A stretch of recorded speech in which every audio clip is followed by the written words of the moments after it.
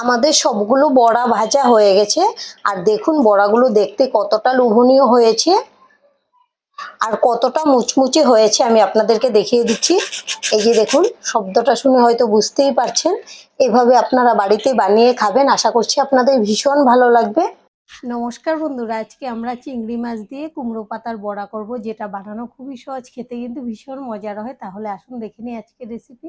সবার প্রথমে এখানে নিয়েছি আমি 100 গ্রামের মতো হবে মুসুর ডাল। আর এই ডালগুলোকে 1 ঘন্টা আগে ধুয়ে জলে ভিজিয়ে রেখেছিলাম। এখন ডালগুলো আমি একটা মিক্সিং জারে নিয়ে নেব।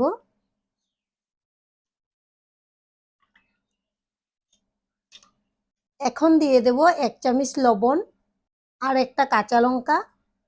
এবার ঢাকনা লাগিয়ে এগুলোকে পেস্ট করে নেব। এখন গ্যাসে একটা কড়াই বসিয়েছি, দিয়ে দেব জল।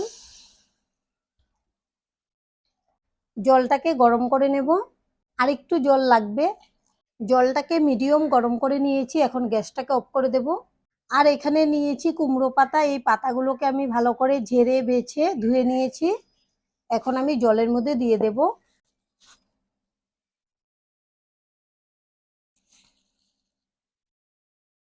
পাতাগুলো গরম জলে দিলে এর মধ্যে কোনো পোকামাকড় থাকবে না, আর পাতাগুলো আমাদের বড়া বানাতেও সুবিধা হবে, একদম সফট হয়ে যাবে। আমি এখানে কয়েকটা ভিজিয়ে নিয়েছি, এগুলো উঠিয়ে রেখে দিলাম।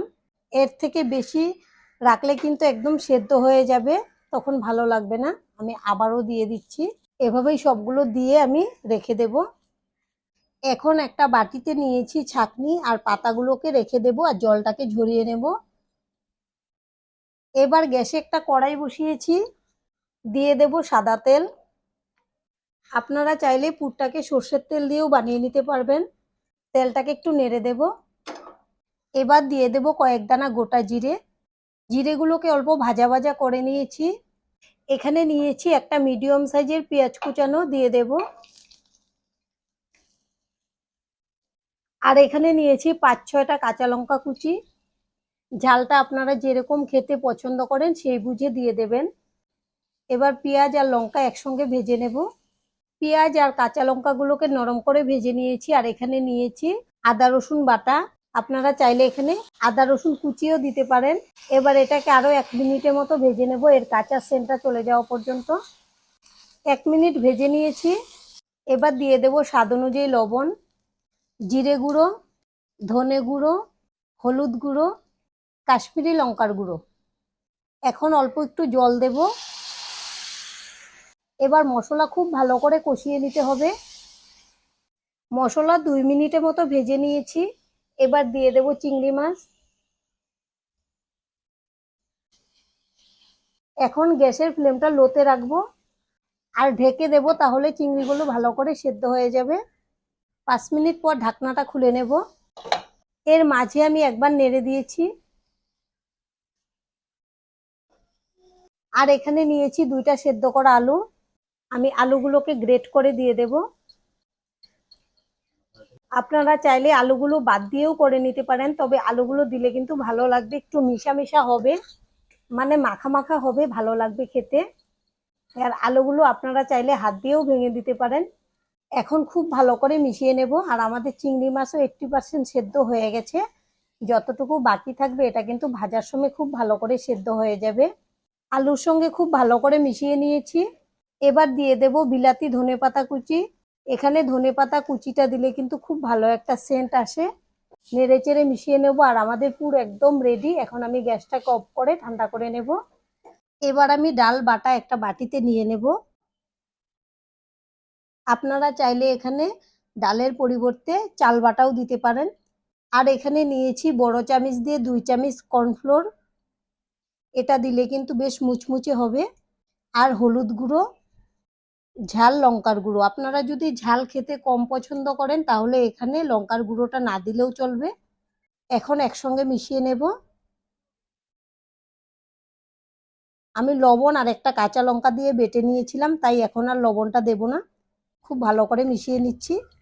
এখন একটা পাতা নিয়ে নিলাম, আর গরম জলে দেওয়ার জন্য দেখুন পাতাগুলো কিন্তু অনেকটাই নরম হয়ে গেছে, কিন্তু একদম সেদ্ধ হয়ে যায়নি, ঠিক এরকমই রাখতে হবে। এখন আমি পাতাটাকে প্লেটে নিয়ে নিলাম। এবার আমি চিংড়ি মাছের পুরটা দিয়ে দেব। আর আমাদের আজকের রেসিপিটা দেখার পর যদি আপনাদের ভালো লাগে একটা লাইক অবশ্যই দিয়ে দেবেন।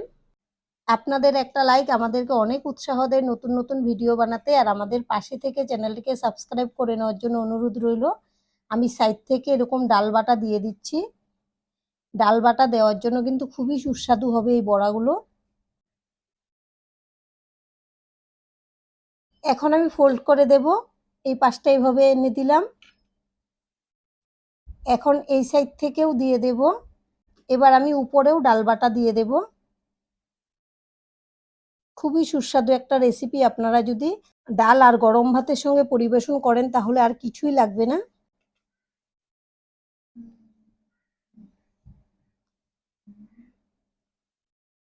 এই যে ফোল্ড করা হয়ে গেছে। এখন আমি উপরেও ডাল বাটাটা দিয়ে দেব। সাইডগুলোও খুব ভালো করে লাগিয়ে দিচ্ছি।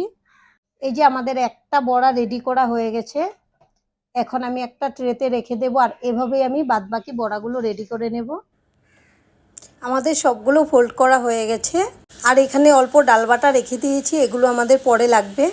এবার গ্যাসে একটা প্যান বসিয়েছি, প্যানটাকে খুব ভালো করে গরম করে নেব। দিয়ে দেব সাদা তেল, আপনারা চাইলে সর্ষের তেলেও ভেজে নিতে পারেন। এখন তেলটাকে একটু নেড়ে দেব। এবার বড়াগুলো আমি তেলের মধ্যে দিয়ে দেব। আর যে পাশে ডাল বাটাটা আছে এটা আমি নিচের দিকে দিয়ে দেব। আমি প্রথমে দুইটা ভেজে নেব। এখন যে ডাল বাটাটা রয়ে গেছে এটা আমি উপর থেকে লাগিয়ে দেব।